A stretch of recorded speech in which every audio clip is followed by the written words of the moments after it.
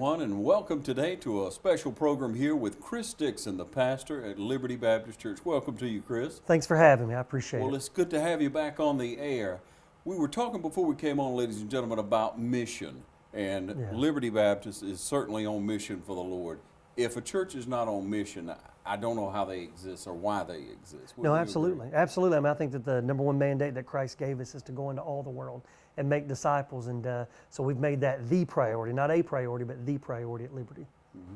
And you just came back from a planning session in Mexico. We were trying to line up this time, and I found out you were out of the country. Absolutely. I was with 25 pastors and planning ministry in Haiti and Los Angeles and just all across the world of ways that we can be involved locally through our people, our body, in doing things around the world. That really means a lot to us. Our slogan at our church is we want to shine the light of the gospel across the street and around the world. So we want to make an impact right here in our community. Mm-hmm. We're trying to do that, but we also want to make an impact around the world. Well, I trust y'all are doing so, and others will see this program and be encouraged to do what you can to reach, again, across the street and across the globe. That's wonderful. I really like that. Okay, the main reason for the interview, though, ladies and gentlemen, for today is because of the time of year we're at, and the Carnival for Christ is coming up. Absolutely. It's always a busy time at Liberty, but it is an exciting time. One of the things that we love to do, and we do a lot of different things, is to impact our community. And we want to do it in a way where we just show them that we care about them, care about their families, and want to have an impact. And it's another one of those ministries that we get the opportunity to do. And we're grateful for the community that they've allowed us to minister to them in the way that we do. Yeah, and people turn out for the Carnival for Christ. Absolutely, they sure do. And first of all, it takes kids off the street, so to speak, from going. And I know some still do in neighborhoods. Sure. But it's so good to have a safe place to go where parents can come and congregate and visit, and the children or young people, whatever age they may be, can run around and have a good time. Absolutely, and that's it. I mean, the majority of it's free. The only thing we even charge for is just the food, and we joke that it's 1970 prices. We really do. We're not trying to make money at it. The only thing we charge for is food, and it's very base, but everything else is free, all the candy, all the activities, and we do that intentionally because, especially, in the last few years with the economic downturn and those kind of things, we know to go out and have a great family experience sometimes can be expensive. And so we really do go out of our way to do what we can to just make it a place where a family can be together, make memories, have a great time, and just enjoy each other's company. Now, there are a few parameters. You do ask people not to come in a costume. Yeah, because it is a family atmosphere, and you do have, we have all ages. I mean, we'll have teenagers, and then you'll have, those in elementary school, but you'll have little children. Right. So we do try to tell them not to scare them too bad as they come in with their costumes and things, just out of respect to the guys around them and things like that. And the community's always been great and done a great job at that. Yeah, and not to mention, you're at a church, you're sacred ground, so to speak. Sure, you don't absolutely. want to be disrespectful or absolutely get carried away with what you do. Absolutely. Okay, so Carnival. Now, when did the Carnival for Christ actually start, or do we remember that far back? Well, this has been actually about 20 years, I think, that they've been doing it. They were doing it long before I got there, and it's just been a ministry that we've continued since I've been here as the pastor. And every year, especially over the last 5 years, we've really seen a lot of growth in it. And I tell you what's so amazing is, just a few people in the church got together, and really their intent was, let's do something for our kids so we don't have to be out on the streets. And, the concern is just, walking the roads and being dark and night. Sure. Yeah. And so they really just got together, and it kind of grew in the church, and then they began to invite people, and now, it's become thousands coming out for kind of just interacting with it. Deputy sheriffs, policemen, absolutely. Be out patrolling the traffic. If you've never been, you need to. And we do everything we can to get you in, get you out safely. We have a lot of parking, so there's plenty of parking for everyone. And we work really hard. We have a parking team that works really hard to get you in so that you can get in and be a part of the activities. And we've actually been able to move the parking a little closer this year in some ways. So we've made some adjustments to hopefully make it even function better this year. Okay, so we have a hayride, we have the cakewalk, so many other things. Yeah, we've got, as a matter of fact, we've added probably about 10 different games, jump abouts, things like that for the kids. We've added some different things like that.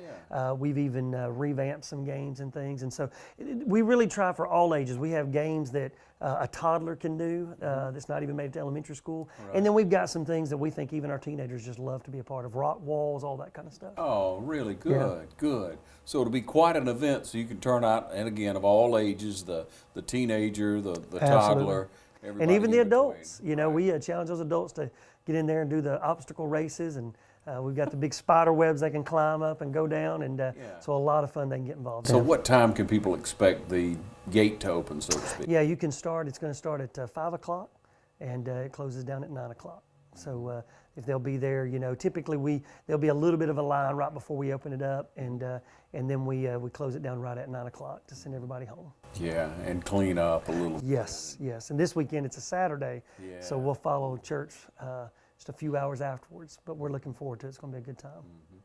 What a shining light you've been to the community. Your church has been to the community and continued to grow and be an example like you are, empty on Easter, and so many things that you do throughout the community to be an example.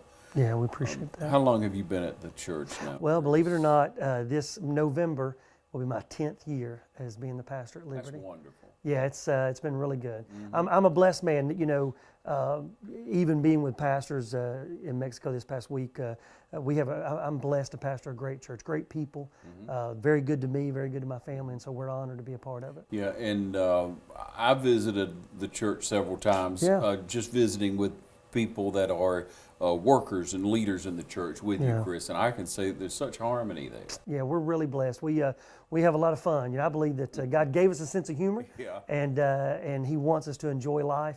And so we spend a lot of time. We want our people who are married to enjoy their marriages, enjoy their families, enjoy their jobs. And so we spend a lot of time talking on just enjoyment and fun and making the most of the life that God's given to us. Wonderful. Well, people will sit here and watch this and say, well, I wonder when they're going to go into their new building. Yeah, we get that a lot. Absolutely. They're working on it, and we've made great progress. The thing is, you know, we're really changing the whole look of that. I mean, even today, I was there today, and if you drive by now, you can see that some of the glass is coming out. We're extending the building in some areas, so we're actually adding to that building in a couple of areas. And so it is a lot of work, but we're making really good progress. And as a matter of fact, I told my church that in a couple of weeks we're going to be giving them a moving date. Wow. And so we're excited. We're really excited about where we are and where we're going. You have reason to be excited. Yeah. That's been a project that God has blessed because you've shared with me so many times how things just worked out. Yeah, you know, the one thing that we pray often at our church, and I hope the community hears and knows, you know, I want our church to be a testimony to this community of what God can do when you trust Him. You know, when we started this, we knew it was going to be a big undertaking, and we knew that, God was going to have to do a miracle, you know, for us to be able to see it happen.